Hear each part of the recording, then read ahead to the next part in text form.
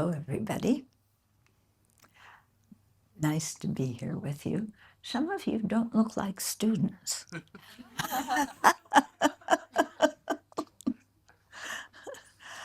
Of course, neither do I, so we're okay. How many of you are students? Can you raise your hand just so I can see? How come the students are sitting in the back? Wow. Okay, so we're going to talk about gratitude today and do some meditation and also some discussion. Gratitude is an interesting topic for a retreat. It's, when the Buddha talked about various mental factors, different states of mind, in the virtuous ones, there's no mention of gratitude, and yet it's definitely quite a virtuous mental state. Yeah.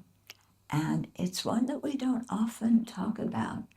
And I assume that, we are, a society kind of just, I don't know, assumes that people feel grateful for what they should feel grateful for. And I never thought much about gratitude until I became a Buddhist. And we did one meditation on the kindness of others. And I repeatedly did that. And then all of a sudden, well, not all of a sudden, but over time, I recognized, oh, there's a feeling of gratitude developing in my mind. Because I had always thought, okay, gratitude's good.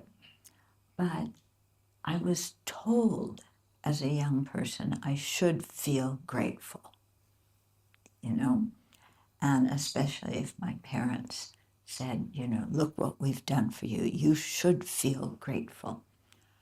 Well, I don't like being told what I should feel.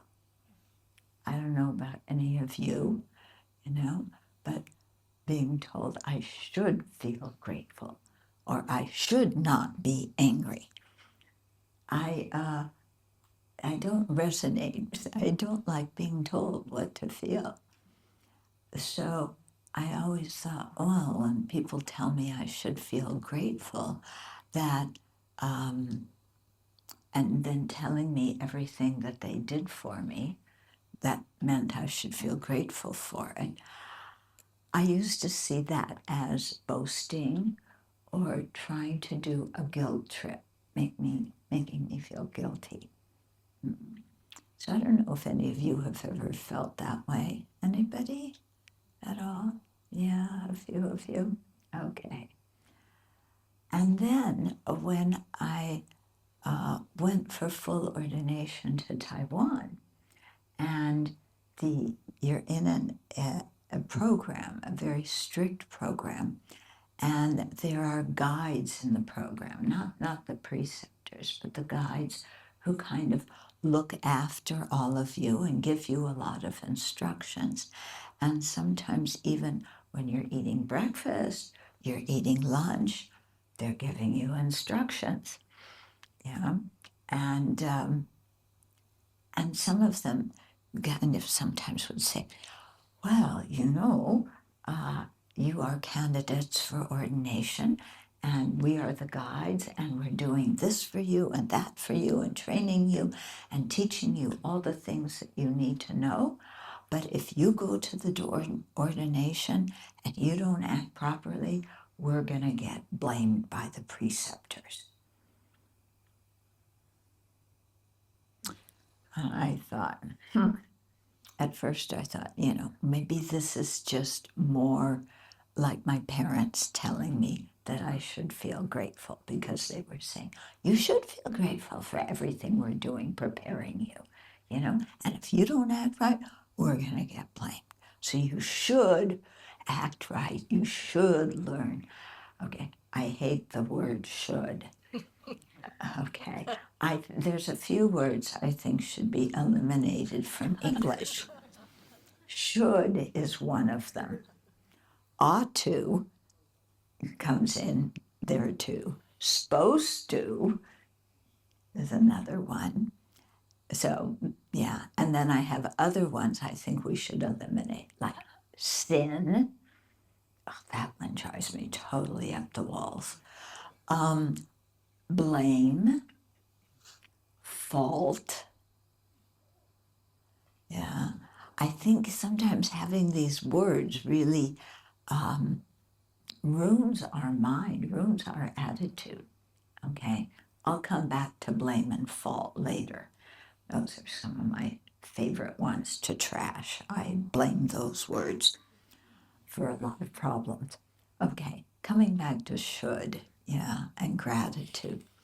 So, I was listening to these guides talk like that, and yet at the same time, being completely new to everything in Chinese Buddhism because I had been trained in a Tibetan setting, and everything's different on the outside. On the inside, the teachings are very similar, but on the outside, it's very different. And then I started thinking about it, and yeah, these guides were really doing a lot for us because I didn't know what in the world I was doing. Yeah, I didn't know how to do Chinese bows. They're different than Tibetan bows. The first night when I went there, I couldn't go to medicine meal to eat anything because I didn't know how to eat according to the way that you eat in a monastery with all these different dishes, and you move this one here and that one there. Any of you know what I'm talking about? No. Okay. Well, you have your rice here, and then you have soup and veggies and something else. And when you eat, you have to, you have long sleeves, so you have to pull your sleeve back and put this bowl here, and then do this here, and put your chopsticks in a certain way. And I knew how to eat with a fork or a spoon. Yeah, but not chopsticks and not this elaborate thing. And like, why are you doing that anyway? Okay, I'm a little bit rebellious sometimes. So, but as I began to think about it, I really depended on these guides to educate me and teach me what to do. Because otherwise I would go up when it was time to take the precepts and act like a complete bozo clown. I wouldn't know what I was doing. So as the time went on and they were pointing out what they were doing for us, I began to appreciate what they were doing. Yeah. And when you appreciate things, then you feel gratitude for it. Yeah. And when I started feeling gratitude, a lot of my rebelliousness left. Yeah.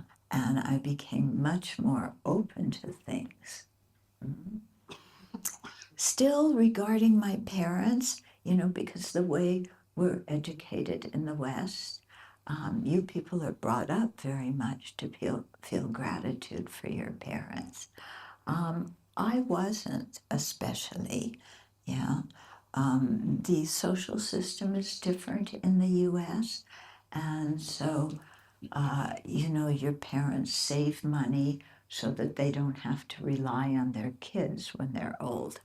Yeah, because the kids want to be independent and go do their own thing.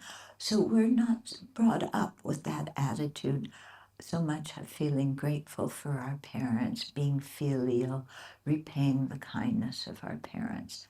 So that was all new to me too when I came to Buddhism.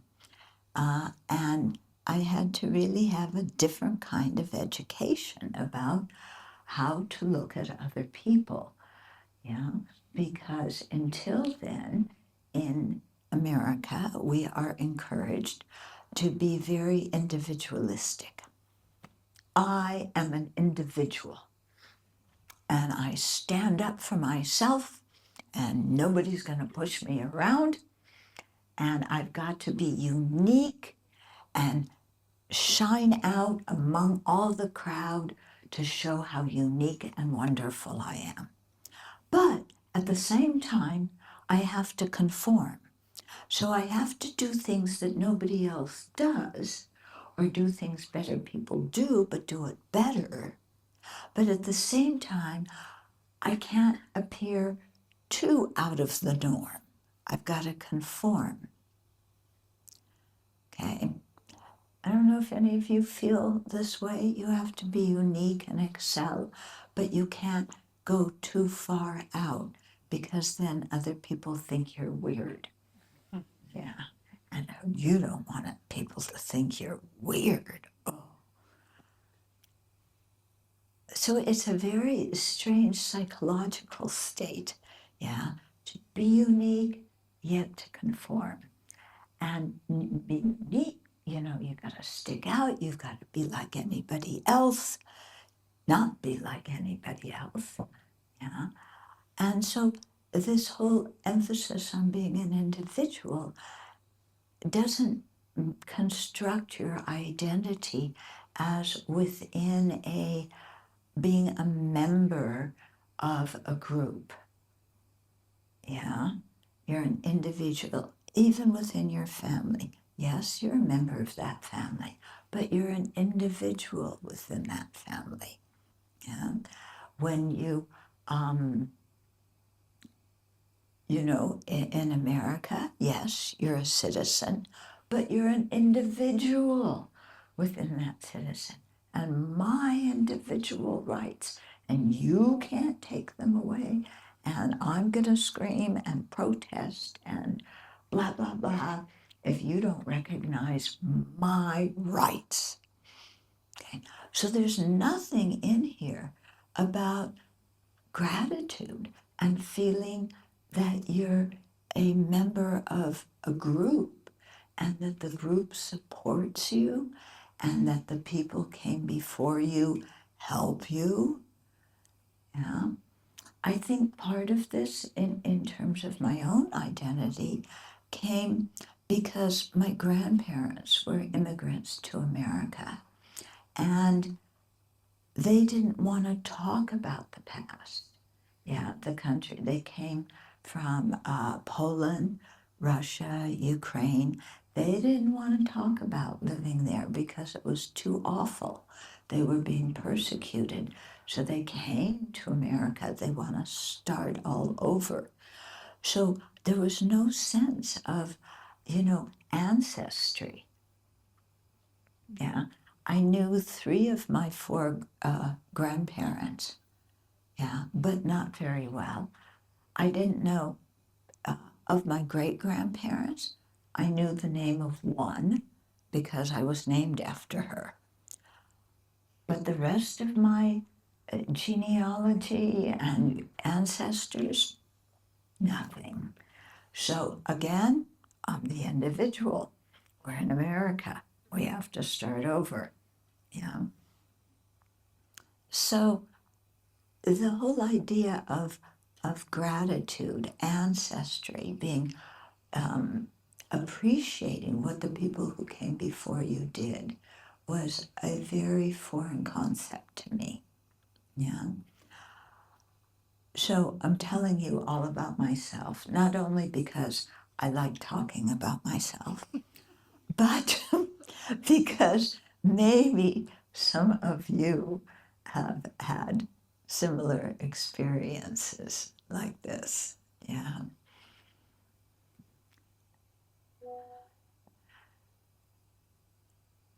So I want to start talking about gratitude.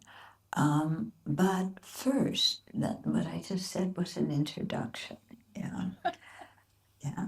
And I always like doing a little bit of meditation until, you know, before we get into the main topic. So we'll do that. Do we have the slides for the? Can you do that? Thank you. There's some verses that we chant before to help set our motivation and steer our mind. And then I'll tell you a little bit more about gratitude and at least how I came to feel it and how I realized it's really a very, very important emotion to feel. And it's very much the opposite to taking things for granted. Yeah. And I grew, I took so many things for granted. And maybe we do here in Singapore too, as well. It's a peaceful country, it's a prosperous country. Maybe you take things for granted. Yeah. Did everybody eat breakfast today? If you wanted to eat breakfast? I'm the only one who ate breakfast. Oh, there's a few of you. Oh, good. Okay. Yeah. You got to participate today. Okay. Did you ever think when you woke up this morning that maybe there wasn't enough food in the kitchen to have breakfast? Did that thought enter your mind when you woke up? It didn't enter my mind. It was like, well, there's food in the kitchen every morning. Yeah, I just expect there to be food. I take it for granted to be food, that there is food. Yeah. And then if it's not the food I like, then I complain. Yeah. Oh, I feel like having this and that for breakfast, but there's only this and this aside from a completely full refrigerator. But that's not what I feel like eating. Yeah. And so the kitchen should have everything I feel like eating when I feel like eating it without me having to say anything. The world should know what I want and give it to me. Okay, so taking things for granted, feeling entitled. Yeah.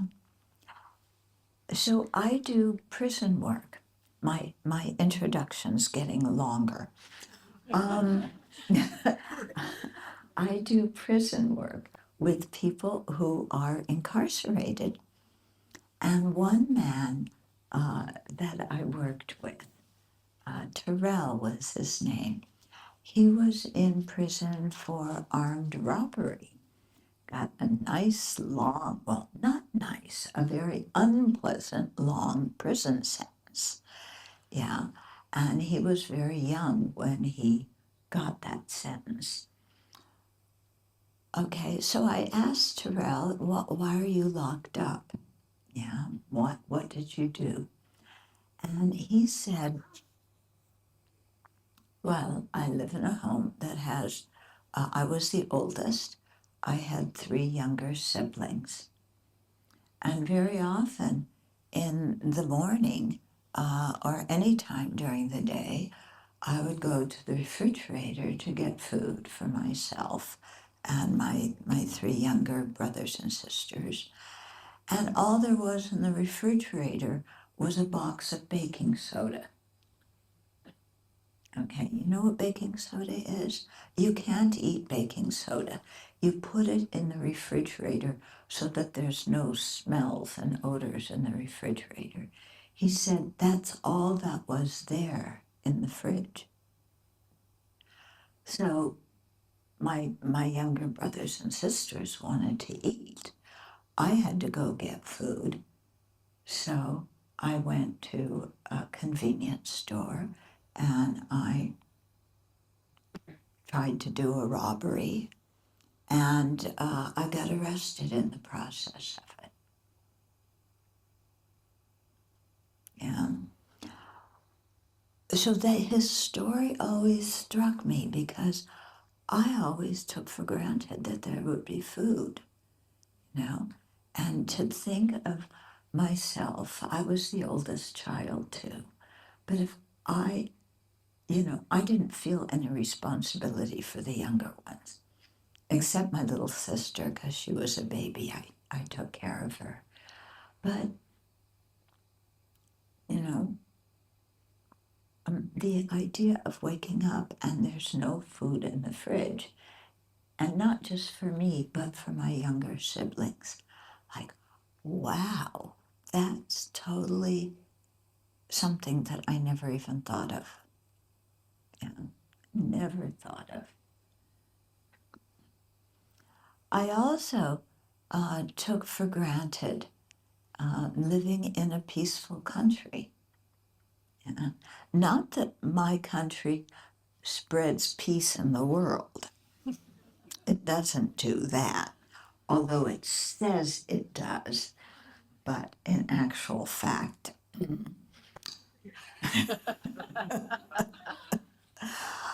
uh, but I always, again, assumed that I would live in a prosperous, peaceful country. Yeah, it's just taken for granted. And then after I graduated from university, I traveled. And at that time, you could go overland from, from Turkey through Iran, Iraq, Afghanistan, into India and Nepal. And when I was there going overland, yeah, with my husband, I saw poverty like I had never seen before. And I lived among poor people. You know, in America, the poor people live in a certain section of town. It wasn't the section that I lived in, it was hidden away. And to really live in a poor country where it's not, you have to see the poverty, and where also you can't get the things that you want because they don't even have them in that country because the country is poor. Yeah. So that was a big eye-opening experience for me. Also, being a woman traveling, at least in the US, I walk down the street, I go different places, it's okay. When I was in, where did that start happening? Yeah, it started right away in Turkey, okay? In the eastern part of Turkey, the western part of Turkey was wealthier, but the eastern part, you know, and then going from Turkey into Iran and especially Afghanistan, I couldn't walk around alone in the streets. Yeah, women do not go alone out in public. Yeah, I had taken it for granted. So when we got there and my husband didn't feel like going out, I would just walk alone.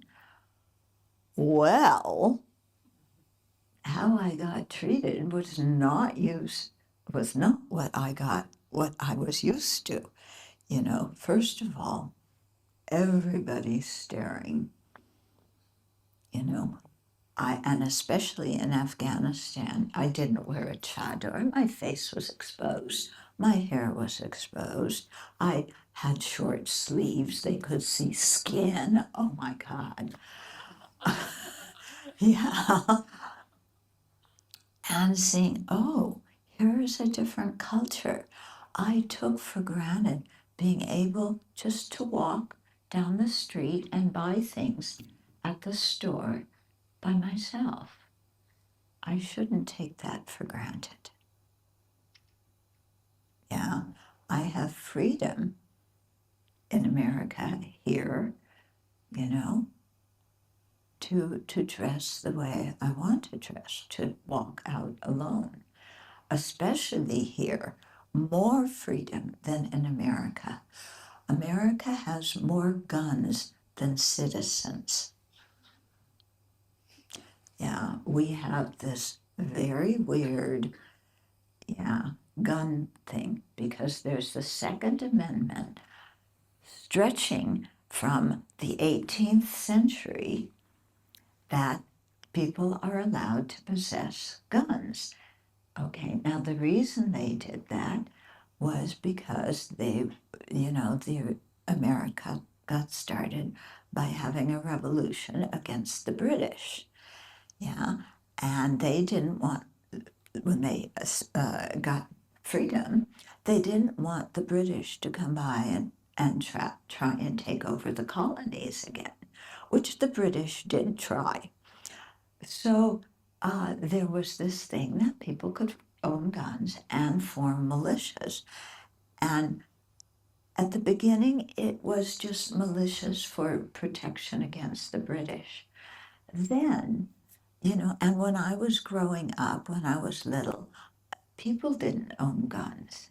Then the policies began to change, and people said, we want our rights to own guns. So first it was handguns that people started buying. Then they said, we want to own military assault guns, weapons, on the streets of a society. Yeah, they wanted the same stuff that the military carried. And it went to court, and the court said, yeah, okay. And so then you started having mass shootings. I'm sure you've heard about that in America, yeah. School shootings, even, yeah. People at clubs, people at concerts, having shootings. I stopped taking for granted even being able to walk alone in my own country, yeah. And especially at night, especially being a woman. Here in Singapore, no problem. I hope, may you people never change your gun laws and allow people to own guns. You have very sane, good gun laws, yeah, and it creates a peaceful society. Don't take that for granted, yeah. So really appreciate, feel gratitude. I'm telling you to feel gratitude now, for the legislatures that prevent citizens from owning guns. It creates so much trust and so much safety in your country. You can walk around anywhere, even as a woman, at any time of day or night, and you're safe. Yeah, let alone the men walking around, yeah? Don't try that in my country, unfortunately.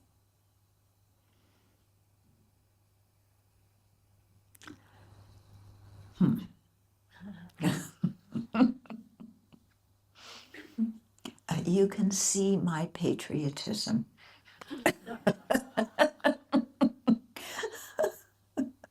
Or lack thereof. Actually, what I am grateful for in America, now here's another way of gratitude.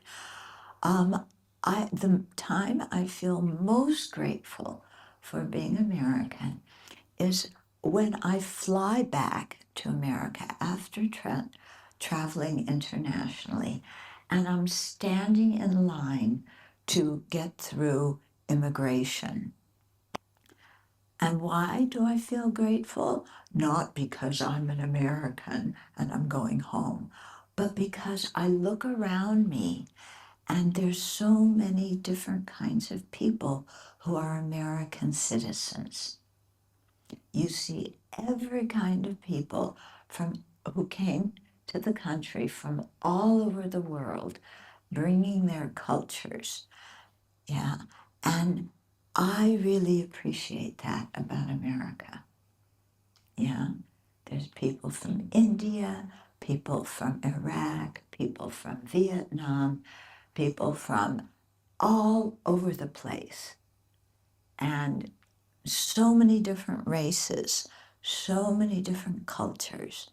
And that makes me proud and feel a little bit of patriotism, yeah, because it's a country, at least until Donnie became president, where everybody was welcome, where the Statue of Liberty, saying you're poor and you're weak and you're downtrodden, really meant something, yeah.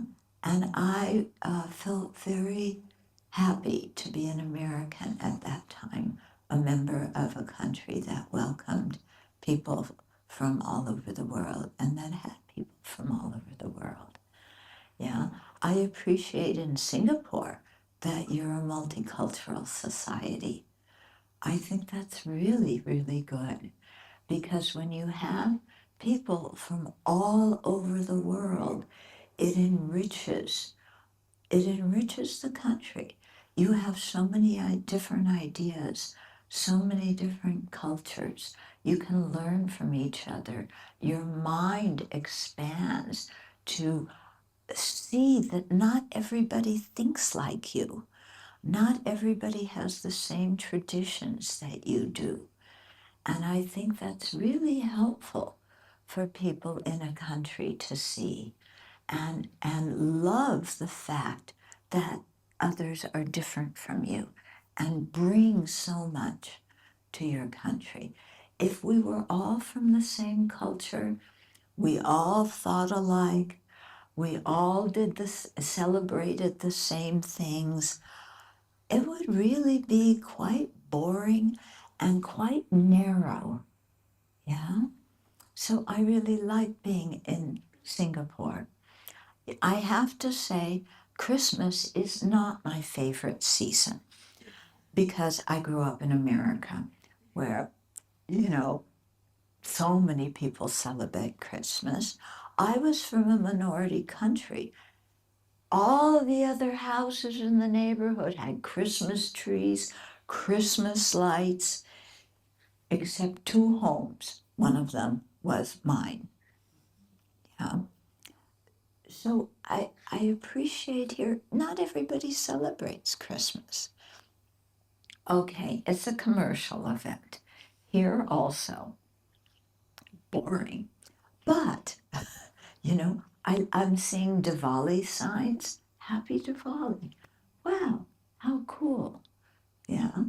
And then signs for, when I come here at other parts of the times of the year, signs about Ramadan, signs about it. It makes everything very rich. Yeah. Although when I came, I wasn't used to all these things. I came, first time I came to Singapore was in the fall of 87. Okay. I came actually it was in August. I came in the 7th month. Okay. Now, I had been to Chinatown in the US, but the 7th month in Chinatown was not like the 7th month here, which is, I think, different now than it was in the 80s when I first came. So I'm a Buddhist, okay. I had been ordained in Taiwan. I had seen a little bit of Chinese culture. I had lived in Hong Kong, a little bit of Chinese culture, but not in the 7th month. And I was staying in a temple, and I went down to pay my respects to the Buddha. And in the hall were effigies of people's dead relatives.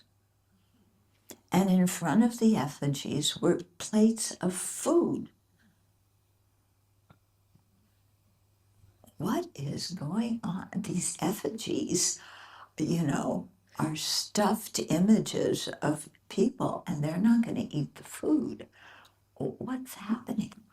And then in the evening, I walked in the streets, and people were burning fires in the beginning of this, in the middle of streets. and stomping on eggs and burning paper houses, paper computers, paper cars.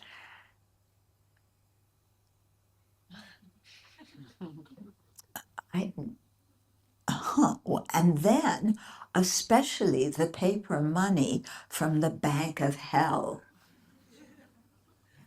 So I started, I was going, what in the world? And so I started asking questions. And also, I started teaching a lot at the Tertiary Institute. So any of you from NUSBS, I knew your ancestors from the 80s. Yeah. And the students were asking me, is burning paper money Buddhism? Yeah. So I had to really do some study, because in Tibetan Buddhism, they don't burn paper money. They throw sampa in the air and they roll dice to tell fortunes. Here you throw sticks. In America, you flip a coin. And it's not telling your fortune, it's helping you make a decision. So, yeah, so I had to learn about Chinese culture and that Buddhism is one thing, ancestor worship is another. What you call Taoism here is different than what you call Taoism in the States. And now, because Taoism referred to when we study Taoism in Chinese history, it is uh, very, it's a philosophy of the world that's very well respected. Here, that same name Taoism referred to going to the temple on Waterloo and throwing those sticks and burning paper money and stuff like that. So, so the students were asking me questions, and then I had to learn something. And no, ancestor worship is Chinese culture. It is not Buddhism. Yeah. And even in the Tibetan system, where they often do things throwing dice, yeah, it is because of the influence of Bon, the indigenous religion that was there before Buddhism came. So learning to separate culture from Buddhism, yeah, again, it stretches your mind, yeah, and like I don't see any purpose. I mean, when you burn all this stuff, it only pollutes the air. Your dead ancestors don't get it. Yeah, they don't. I mean, you think you burn the money from the Bank of Hell, and there's a bank in hell, and they go and say, my relatives just sent me a wires transfer from the US. Yeah, give me the money. In hell, they don't have a bank. Yeah, you're too busy. You are, in such pain, you don't think of going to a bank, and there isn't even a bank. Okay, and so forget about having the mansion with servants and the Mercedes Benz and the latest digital stuff. In hell, you are busy with other stuff, not that. Yeah. So I personally don't see any reason for burning it. Yeah. And I tell people it's not Buddhism. If you want to help your dead relatives, there's another way to do it. But I see that for some people, yeah, doing this makes them feel better about how they treated their parents or grandparents. Yeah. It's a way for people to kind of say, I'm sorry I didn't treat you so well when you were alive, so I'm sending you some money after you die. Okay? It's custom. They feel better. Yeah.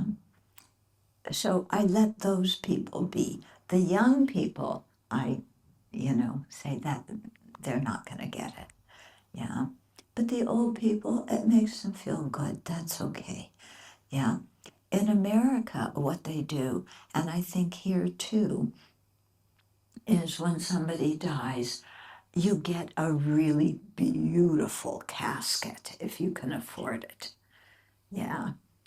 Polished wood, shiny brass. Yeah, beautiful casket to put your dead relative's corpse in. Yeah, you do that here too. I just went to something. Yeah. Why do people do now? People in America, it's the Christians who do this. In Jewish religion, which is how I grew up, you aren't allowed to buy expensive caskets, yeah, because you're in mourning, yeah. So you're supposed to take a simple casket, yeah, and that's it, and bury the person as soon as possible. But yeah, when my mother died, we had to go look for caskets somehow, and of course, so we went and looked at the simple, cheap ones. Yeah, but wow, the display of beautiful caskets, yeah, that you could buy, with the softest bedding that, they never even had when they were alive, and mahogany polished, things that you couldn't even afford in your house. But people wanted to buy those, yeah, ostensibly to show respect for their parents or grandparents or whoever died. But it's a way of feeling better because you didn't treat them very well when they were alive. Yeah. And, people, when somebody dies, yeah, you're supposed to say nice things about them. It doesn't matter what you actually felt. You're supposed to say nice things and you're supposed to feel nice things. And many people, when somebody dies, it makes them look back at their relationship with that person and they feel bad, that I didn't treat that person very well. I took them for granted. I I behaved in a very selfish way. And so your way of making up for it is by buying them an expensive casket and having an expensive funeral. Okay, ostensibly it is for the benefit of the deceased, but it's really to overcome our feelings of guilt and remorse because we didn't treat the people very well. People often ask me, hey, how do I help my dead relatives? Yeah. How do I help them? Which is code for, I feel bad about the way I treated them when they were alive. How can I make up so I don't feel so bad? It's a self-centered thing, mostly. Some people really want to help. And so I tell them, if you want to help your relatives, help them when they're alive. Yeah, after they're dead, their consciousness is not there. Yeah, help them when they're alive. How do you help them have a good rebirth after they had die when they're alive? How do you help them create the cause for a good rebirth? Yeah, teach them to be generous. Encourage them to have ethical discipline. Encourage them to forgive people who harm them. Yeah. In other words, encourage your relatives to create merit, to do positive actions now when they're alive. Then when they die, they have that whole reservoir of merit. And if you say prayers, you can help that merit ripen so that they will have a good rebirth. Yeah. And that's the way to help them. Mm-hmm. Yeah. And I say, when they want to be generous, don't discourage them. Saying, like sometimes somebody in the family wants to make an offering for a clinic in a poor area. Yeah. And you go, oh, don't give the family money for that clinic for poor people. Let's use it and we can go on a vacation. And you think, oh, yeah, that's helping the family. We'll go on a vacation, have a good time. Actually, it's more helpful. Let your relatives be generous. Let them create that merit. Let them feel good about helping others. Going on a family vacation, you can do that some other time. Yeah, let them create virtue, encourage them. Yeah. When they hold grudges against other people, yeah, encourage them to forgive. Yeah, not to gossip, do negative gossip about their family members.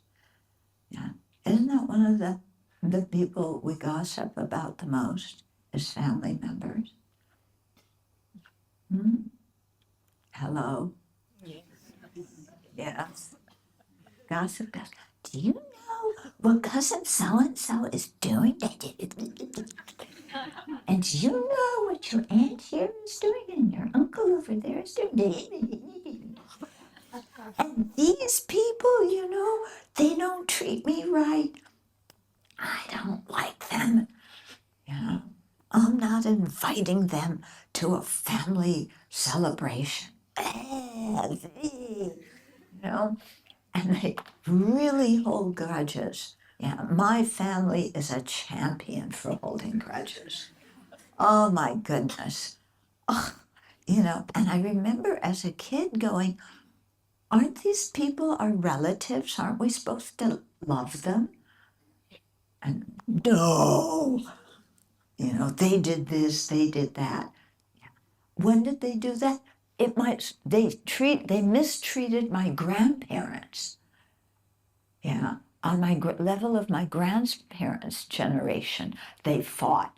So that meant that their children and the children of my grandparents, my parents, weren't supposed to get along. And then that meant that my generation and the third generation were not supposed to get, because they did something at the level of my grandparents. I don't even know what they did, but I wasn't supposed to play with their kids. Stupid. Really. And you look in Yugoslavia. Remember when Yugoslavia broke up into several different countries? Some of you may have been too young to remember that. Yeah, you were in your previous life. Yeah. But some of us remember Yugoslavia, then all of a sudden there's Macedonia, there's Croatia, there's, all these different things, and they're all fighting. Why were they fighting each other? Because at the level of some previous generation, the people mistreated each other. So because, our grandparents, great-grandparents, 14 centuries ago, whenever it was, the people from this country, ethnic group killed the people from that ethnic group. Therefore, today we're supposed to fight with each other. Stupid. Really, sometimes what adults do is really stupid. Yeah? Don't you think? Some of you who are younger, you look at what adults do. Oh, you look so innocent. Yeah? You don't think that sometimes what previous generations did was stupid? The way they fought wars, the way they developed grudges. Yeah? So this is how to harm people, how to create discord in a society. Yeah?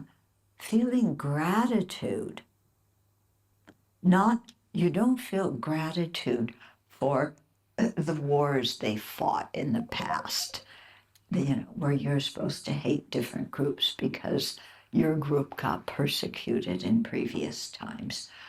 But, feeling appreciation for what other people do is a remedy to all of this kind of tension in society and hard feelings and grudge holding.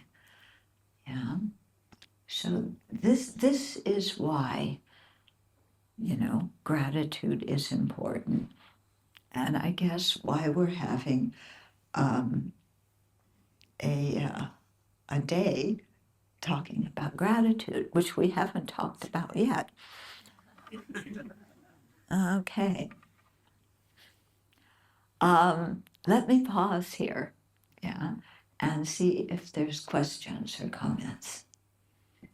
Venerable, what's the difference between gratitude and feeling being indebted or owning a debt? Okay. Gratitude and feeling in debt. Good. What's the difference? Very good question.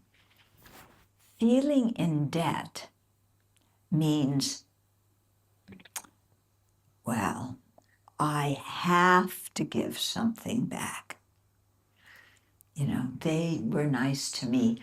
I have to give them something back. Yeah. Like somebody gave me a present for my birthday. I have to give them a present for their birthday, whether I want to or not. Okay? In debt has that feeling of obligation. Gratitude does, at least for me, there's not that feeling of obligation. Gratitude is, wow, I really appreciate what these people did. I realize that I have so much more happiness and good things in my life because of what they did. So I want to give it back. I want to share. Maybe, I can't share with people who are already dead, but I can share with, do good things now for future generations that will live on this planet when I'm not here. So with gratitude, there's a feeling of joy, a feeling of I want to contribute. Within debt, I have to. Okay, so really make sure that, thank you for bringing this up. Really make sure as we start talking about gratitude that you're not guilt tripping yourself. Yeah, that you're really touching into a center of happiness and joy.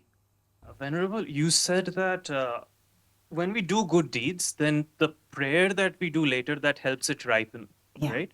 So I'm saying that there are a lot of people who do a lot of altruistic things in the world. Suppose some people from the scientific community who don't really pray. So, but they are doing good things for the world. So in that case, like, where do you see them? Mm-hmm. Anybody who does good things with a virtuous motivation, bravo. Yeah, I rejoice, and those people will have good rebirths. Yeah. Why? It doesn't matter whether people prayed for them or not. By the force of their own virtue, yeah, they helped others, not because they wanted to get some social status from helping others, but because they really care about others. Yeah? And those people definitely, they, They do that with a virtuous attitude. They carry out the action. They rejoice afterwards. That plants the seeds for good rebirth. Yeah, they don't have to be Buddhist. Venerable, good morning to you and everyone here. Just now when you touch on the topic about, like family members having a dispute or conflict or something like that, I also experienced that in my family. And I just wanted to ask, when situations like that happen in family or between family members, and people or family members like understanding or, what's happening, how do we handle this or approach our family members? Is it better to wait for things to calm down, then we talk about it, or is it better to just have, how to say, like leave things alone or ignore them, or don't see them, as you say, or how do we deal with this? Yeah. Okay, good question. So what do you do when there's a dispute between people you care about in your family? Yeah. Do you intervene? Do you step back? What do you do? Each situation is very different. So I can't give one answer that's going to fit all situations, yeah? So, but the first thing I would say is, now see, again, even this I can't say applies to all situations. If somebody is in physical danger because a family member wants to harm them, let's say in a case of domestic abuse, yeah, then you help that person immediately to get out of that situation so that they aren't physically harmed. Yeah.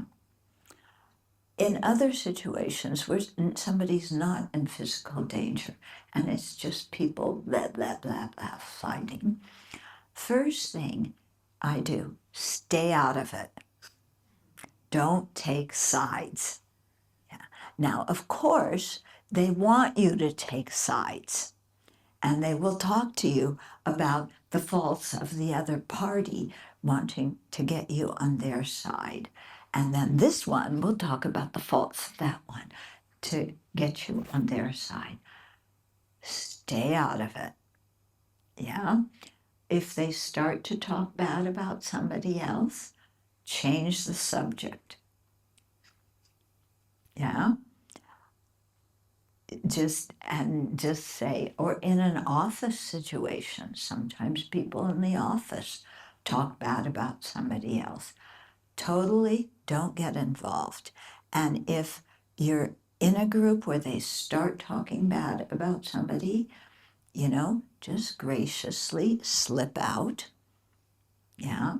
Or if they say to you, well, what do you think about so and so doing blah, blah, blah, blah? Just say, I feel really uncomfortable talking about somebody like this behind their back. And then say, please excuse me. And you leave. Yeah. But you let them know why you leave.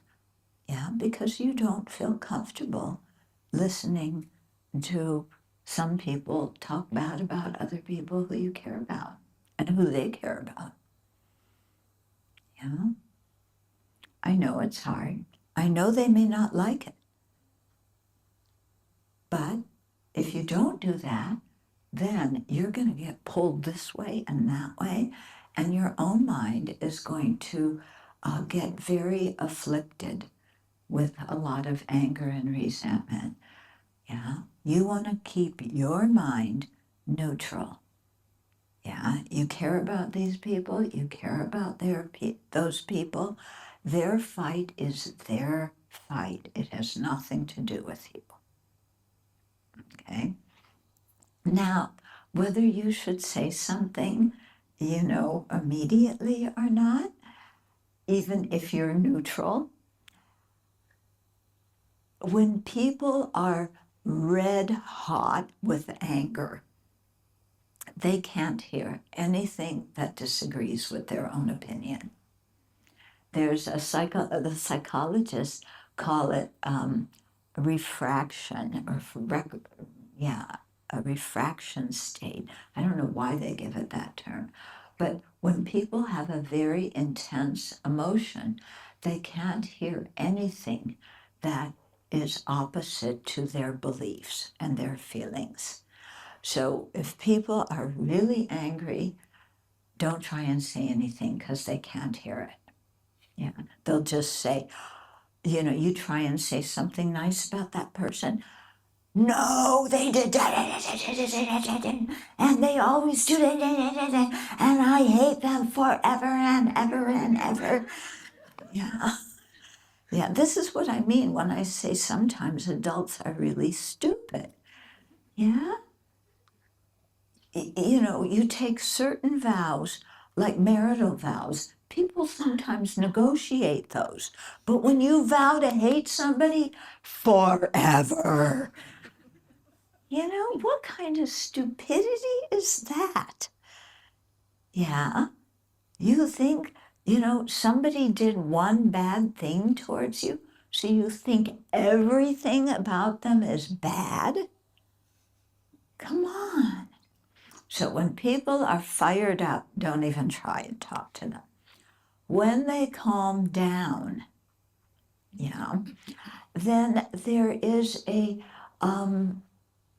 have you heard of nonviolent communication by Marshall Rosenberg? Yeah. It's a way of talking to people to help, where you talk about people's feelings and needs, not necessarily what you want them to do or what you hate about them, but what they feel right now and what they need right now. And so if you can learn about this nonviolent communication, you can go online and look it up, and he has really good sessions that he's taped that you can watch. It's really very helpful. Then that's something that you can use to talk to your relatives. You're neutral, and they've calmed down a little bit. So they start to talk to you about, this relative. Well, that relative, 15 years ago, they borrowed money, they borrowed $5 from me, and they never paid it back. How, I can't stand, some stupid adagio like that. Yeah? And so you say, oh, it sounds like you're angry. And then they say, you bet I'm angry. I want my $5 back. So you don't say, that's just something silly. Let it go. They can't hear that. Yeah. So you again say, oh, I understand. You're angry because you would really like your $5. Yeah, I'm really pissed. Yeah, I understand that you're angry. And you feel do you feel disrespected because they didn't pay you back? So you're bringing something new in here, talking about feelings. Yeah, you feel disrespected because you didn't get your money back. Yeah, they don't respect me. I understand. You would really like to feel respected. Yeah, now you're getting what I'm talking about. Yeah, what I need is respect. And this is what you're finding out. Yeah, that they're angry, not so much because of the money, but because they feel the other person didn't respect them. So then you say, I see, I understand.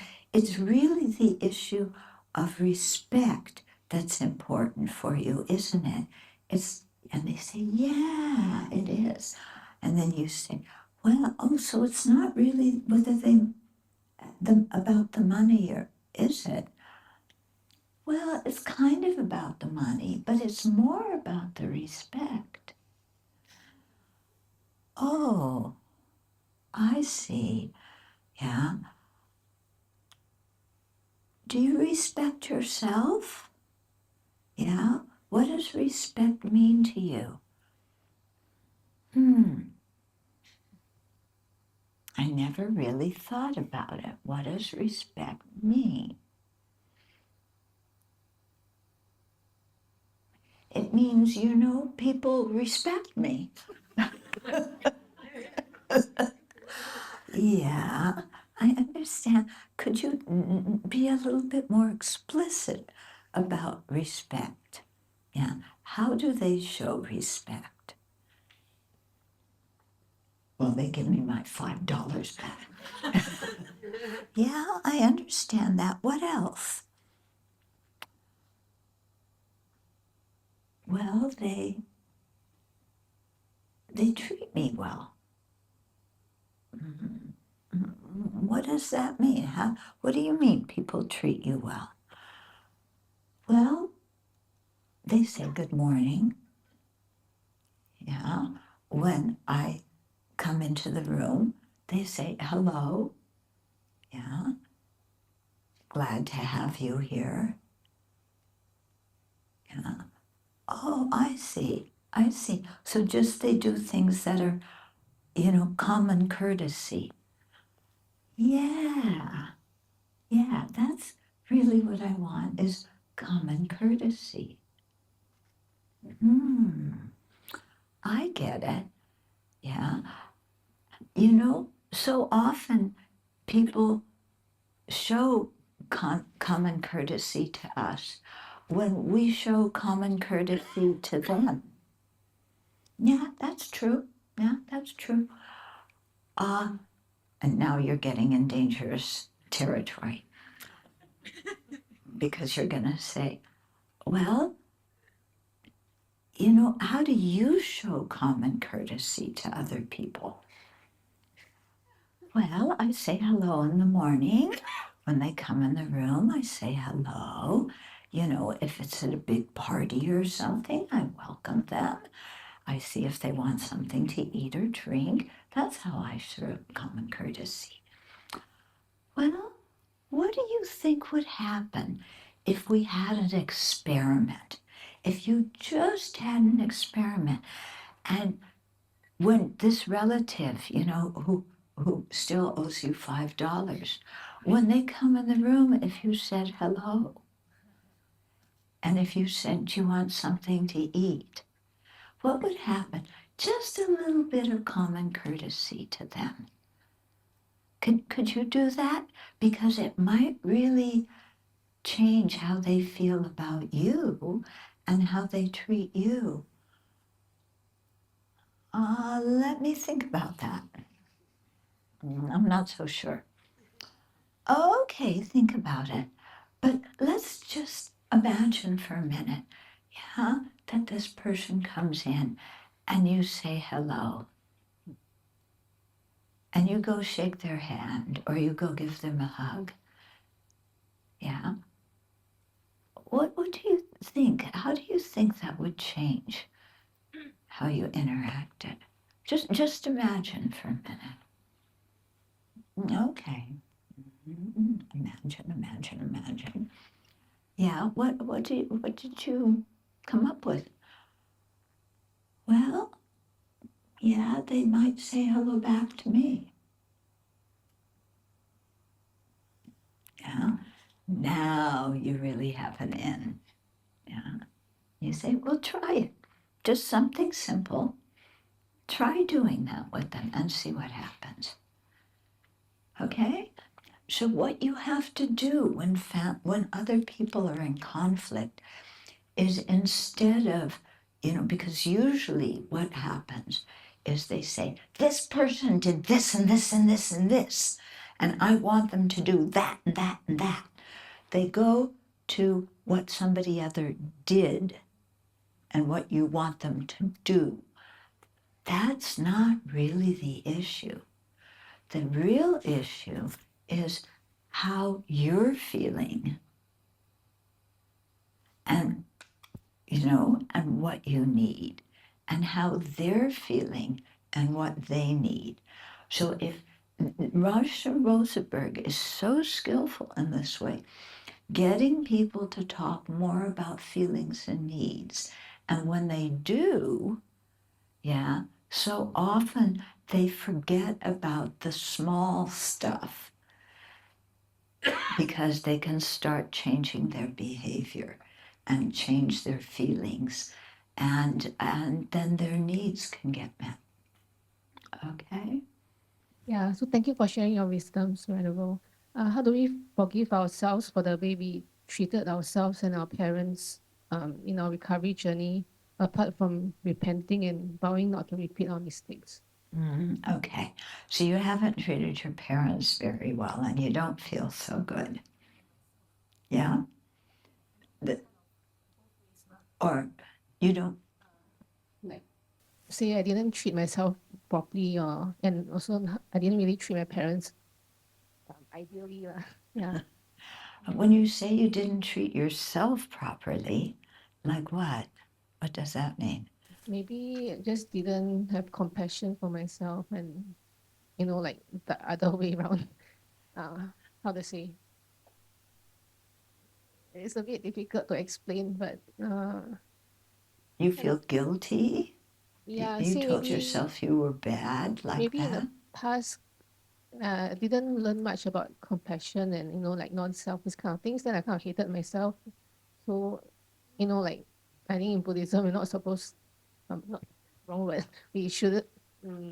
It's, No, that's okay. Say it. It's okay. compassion is really important. Yeah, and I didn't know that then. Okay. And maybe when I say when I'm not well, then I have bad thoughts lah about myself. About yourself, yeah. Okay. How many people here talk your own language to yourself is sometimes quite deprecating and putting yourself down? Oh, you're not alone. Yeah, you're not the only one who does that. Yeah. Do you think it's useful to be so self-critical?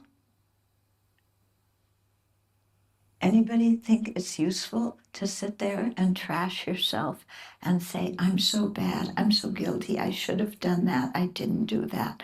Oh, I'm never going to amount to anything. Is that kind of self-talk useful? You're not raising your hand? Yeah, that's because it's not very useful, is it? Yeah. You dig yourself into a hole. Yeah. The hole is called, I'm so bad.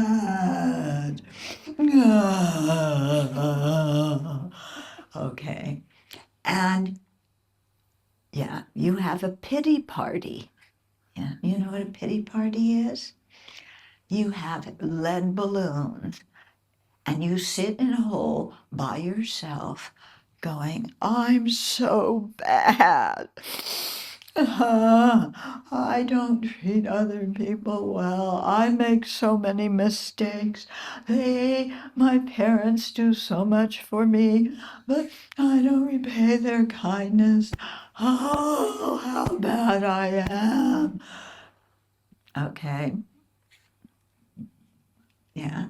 And you sit there in your own hole saying, running that video about how bad you are, how ungrateful you are, how you mistreat people over and over and over. It's a very boring video, okay?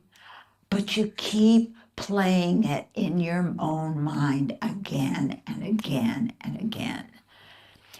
And there's a very weird way of thinking that we have, which is the more I feel guilty, the more I am making up for how horrible I treated other people and how bad I was. So the worse I feel, the more I'm purifying my misdeeds. Huh? Huh? That is like your floor is dirty and you need to mop it. So you throw more dirt on it, thinking that throwing more dirt will clean it. Yeah. When you are so self-critical like that, it's not purifying anything. It's only digging yourself further into a hole. Okay? So, what's the remedy? I'll tell you first of all what's not the remedy. Okay? And I tell this story often because it's a good one. I had just gotten done talking about, in a public kind of situation, giving a talk about, how important self-esteem is and how important compassion for yourself was. And this woman came up to me, and apparently she didn't understand much of what I said, because she said, I am so fed up with taking care of other people, and they are so ungrateful. I do so much for them, and they don't repay my kindness. So I have compassion for myself. I have love for myself. And I'm going to go to the mall and buy myself a present.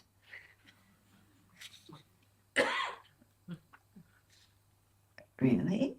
I'm thinking, I don't say this to her, but I'm thinking, really? That's how you have compassion for yourself? You buy yourself a present? How's that going to make you feel better? Yeah. So, okay, what's the antidote when you feel guilty and you feel bad about how you mistreated people? Okay, self-compassion. Self-compassion does not mean we pamper ourselves and go to the mall. Okay? Self-compassion means we look at ourselves and we say, I made a mistake. I regret it.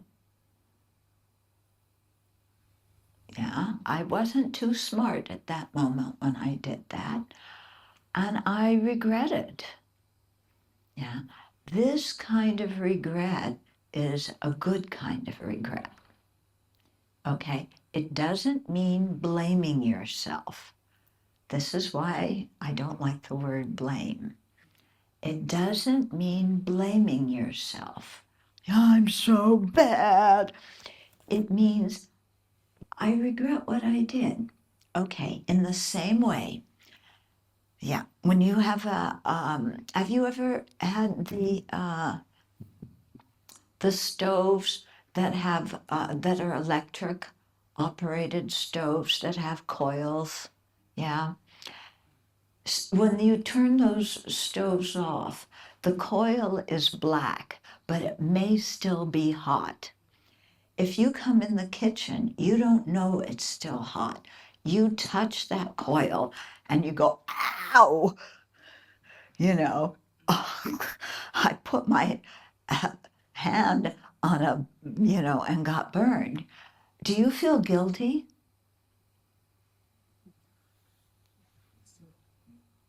You don't feel guilty. You didn't do anything intentionally. You simply made a mistake. Yeah. So you have regret that you put your hand on the hot stove, but you don't feel guilty that you put your hand on the hot stove. So here's the same thing. I didn't treat somebody very well. I don't feel guilty, but I do regret it. Yeah. If I didn't, it wasn't something good to do. I just regret it. Yeah. And now I'm going to think about, what the kindness that person did for me. And when I think about their kindness. Yeah, I don't feel indebted, but I feel gratitude. Wow. Yeah. Here were my family members. Let's say, for example, it's with your parents. You know, you didn't treat your parents very well. I didn't treat my parents very well. Well, I did when I was little. I was a star student. Ooh, I got lots of kudos for that. When I became a teenager, I rebelled. Okay? I didn't treat my parents very well. So I had regret for that. Yeah. So I had to forgive the person that I was as a teenager who took my parents for granted and didn't see their kindness. I had to forgive that person I was, because the person I was as a teenager is not the person I am now. There's a continuity, but I'm not the same person who treated my parents so poorly. I can look back at the person I was who treated my parents poorly and can see, I can understand why that person did that. Yeah, I don't agree with what she did now, but I can understand why she did it. Because when she was a teenager, she was trying to figure out who she was. She was trying to become an adult. An adult means having some independence, learning to think for yourself. Yeah, that's why she acted in that way. Yeah, she didn't do it with much politeness. Yeah, and she lied sometimes, which isn't good. But she was just trying to grow up and figure out how to manage her own life. So, and that's a very natural developmental stage. Yeah, teenagers go through that. Maybe not everybody does. My nieces, my sister's kids didn't, because their mother, my sister, acted very differently towards them than the way my parents acted towards me. My parents were very conservative. Yeah, so I'm trying all the new stuff. They didn't like it. I rebelled. My sister was much more tolerant. Her kids did stuff. She said, if you ever run into problems, let me know. Call me. I'm not going to yell at you. Okay? I knew with my parents, if I got into trouble and I asked for help, why did you do that? I told you. Okay. So I understand why that teenage girl was acting like that. I don't agree with it, but I can forgive her. She's not going to act like that now. She doesn't feel that same way now. I don't. Now you go back. I'm an adult. I don't have to rebel against my parents now to feel like an adult. It's completely okay. Yeah, I can forgive her. And I know that now I won't act that way again. Yeah, so there's no reason to berate myself and feel guilty, because I'm not that same person. I regret what I did. I don't just brush it over and say, it doesn't matter. No, it does matter. And I forgive the person I was, because now I'm different. I've learned something very important. So as I got older, and especially Buddhist practice is what really changed my mind about my attitude to my parents. I wrote my parents a thank you letter. Yeah, and this is unheard of, you know. I think I was probably the only American kid that, you know, ever wrote their parents a thank you letter. And because I was living abroad, I was living in India and they were in the States. And I said, thank you very much for being my parents.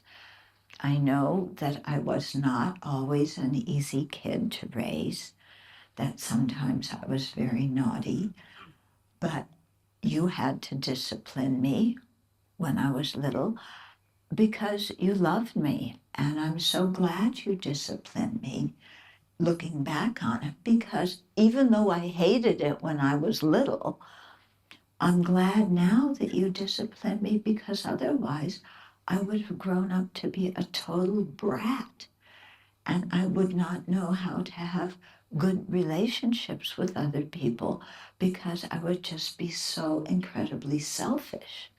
So thank you for disciplining me. You know, thank you for being my parents. I'm sorry sometimes that I really did not treat you properly. Yeah.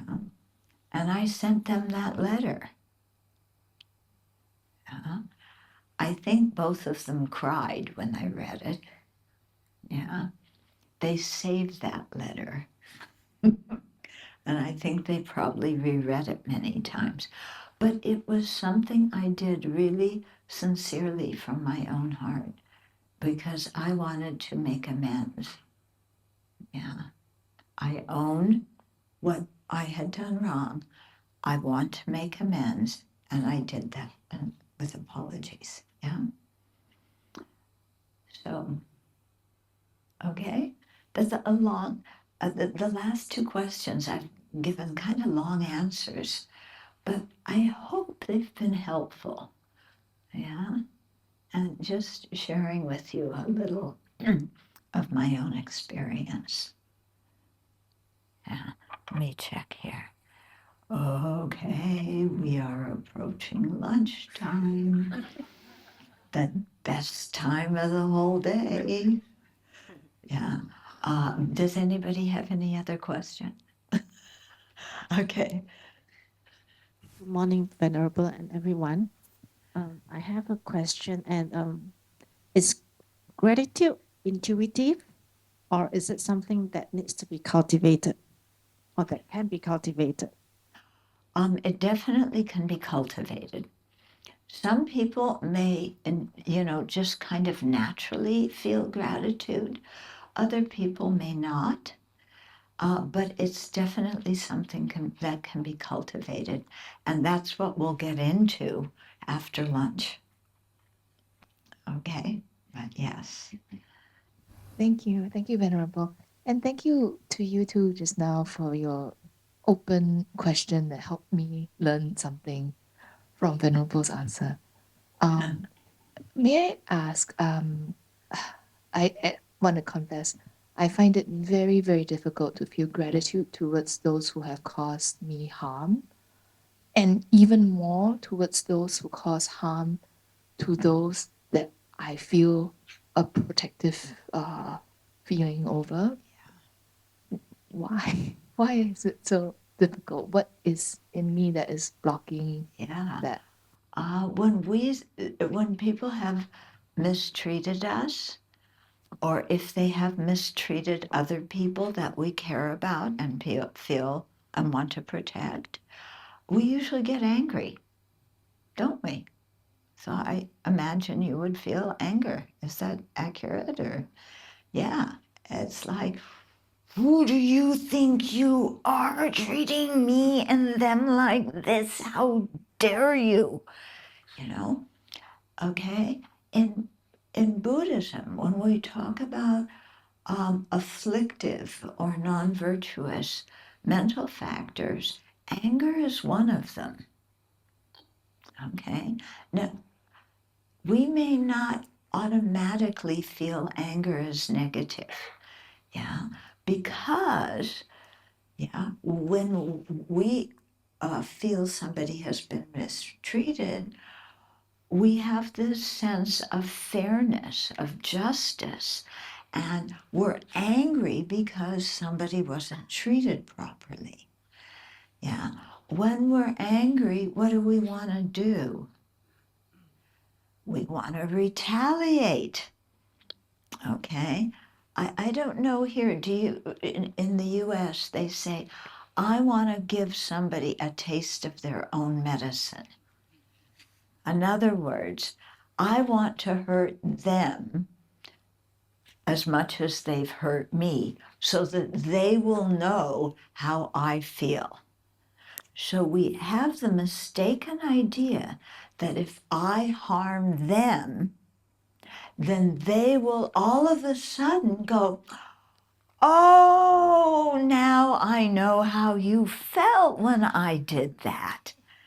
Yeah, I'm so sorry. Do you think that's what you retaliate? You cause them harm back for what they did to you. Is that how they're going to feel? What are they going to do? They feel angry.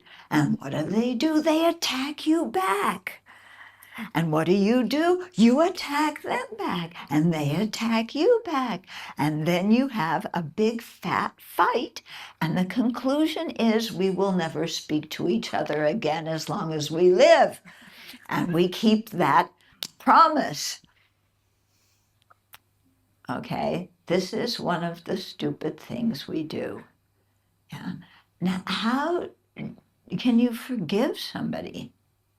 Yeah. Forgiveness does not mean you said, oh, you abused me. It's okay, no problem. I forgive you. What you did was okay. No, what they did was not okay.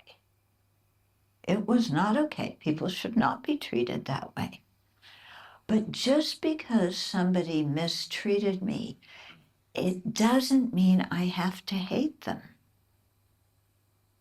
It does not mean I have to hate them. Yeah. People are more than their bad actions. Think about it. Would you want people to judge you for the worst thing you've ever done in your life? Would you want everybody to judge you based on that one action that you look back now and say, ooh, how did I do like that? No, you wouldn't want to be judged, would you? You would want people to see, no, that was one action I did because I was really unhappy. And I thought doing that action would get me what I wanted and would relieve my unhappiness. But I look back on it now and I really wish I didn't do it. Yeah. So please don't judge me because of that one action. So in the same way, if somebody harms us, yeah, you flip the script. Why should I judge them because of something they did that harmed me? They were just like me when I did the worst thing in my life. They were unhappy for whatever reason, and they thought that treating me in that very bad way would relieve their unhappiness and their suffering and their tension. It didn't work because they were confused. Yeah, they were unhappy. That's why they did that to me. How do I know that they were unhappy? Yeah, because happy people do not harm other people. If they were happy, they wouldn't have said, oh, I woke up in the morning, the sun is shining, I feel so happy, life is wonderful, I think I'm going to go harm somebody. You know, it's not because they were happy. It's because they were miserable. And they were so confused that they thought that abusing me or abusing those other people would alleviate it. Is that a person who I should hate because of their confusion? Or is that a person I should feel compassion for because they were suffering?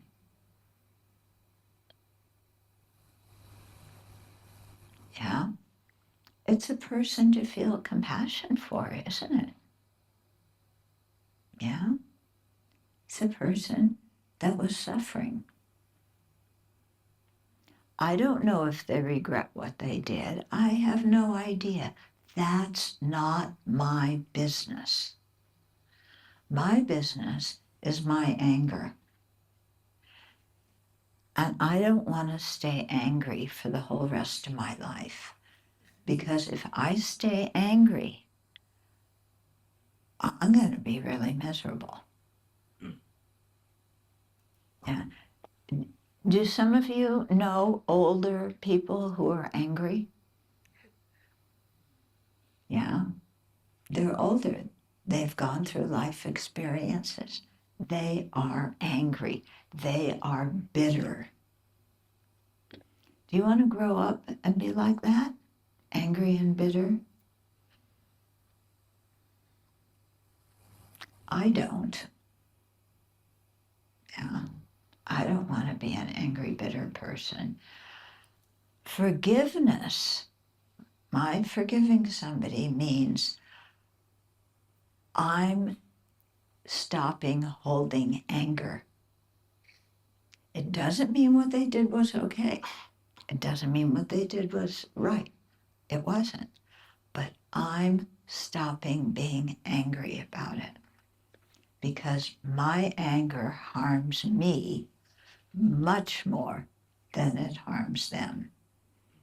They're out with their friends, having a good time. I'm sitting here, oh, I hate them. I want to retaliate. And then, then you take from that one person, everybody mistreats me. I can't trust anybody in this whole planet. They all don't treat me properly. I am angry at the world. Oh my goodness. Yeah, that is a perfect form of self-torture. If you want to torture yourself, hate other people, because that makes you 100% miserable your whole life. Yeah? And the forgiveness just means I am putting down my anger. Okay. Now, of course, when you forgive people, it would be so nice if they acknowledge their harm. Yeah. It would be so nice if they were on their hands and knees, crawling on the floor, coming to see you saying, I am so guilty. I mistreated you. I feel so much sorrow. I repent at how bad I treated you. Please forgive me. It would be so nice if they did that. Yeah, wouldn't you like that? Because then you could sit up straight in your chair and go, you want forgiveness? I'll think about it. Oh, let's stick a knife in their heart and hurt them. Yeah. Yeah. If I acted like that, am I solving the problem of my own unhappiness? No, I'm going to wind up hating myself more when I'm alone because I'm rejoicing at somebody else's misery. Because the more I can cause somebody else pain, the happier I am. What kind of person does that make me? That I rejoice at inflicting harm. I'm not going to have self-respect for that. I have to forgive myself for that. Yeah. So I gotta, whether they apologize or not, like I said, is not my business. My business is doing something with my anger. Yeah. And so I let go of my anger towards them because they were suffering and they were confused. Yeah. Yeah. Now, does that mean that I treat them the same way as if they hadn't harmed me? It depends on what they did. Yeah. If I had loaned them $5, no, let's say I had loaned them $500 or $5,000, and they're not repaying me. Okay, I forgive them. I give you the money. It's okay. It's your money,